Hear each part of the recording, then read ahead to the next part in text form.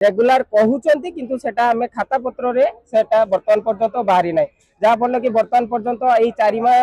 वर्षे 7 मास 3 मास भितर आम सहित 7-8 जन जेटीएस भाई बंधु तो प्राणत्याग कले जहाँ फल कि विभिन्न प्रकार सरकारी सुविधा वंचित होती आमे माने जो माने मुख्यमंत्री आसीबा परे बा तांको कथा कहिबा परे आमे माने जो रेगुलर होबा पाई अपेक्षा करिथिलु तो आज दीर्घ 4 मास हैला परे मध्ये सेटा सरकारी स्तर रे कागज रे प्रकाश पाई पारन तो सेटा मुख्यमंत्री को हमर अनुरोध रहिबो विनम्र जे से निश्चित आम प्रत्येक थर आमर संघर सभापति एवं ता सहित अन्य कर्मकर्ता विभिन्न प्रशासनिक अधिकारी को देखा करी मुख्यमंत्री को देखा करी शिक्षा मंत्री को देखा करी संबंध में अवगत करते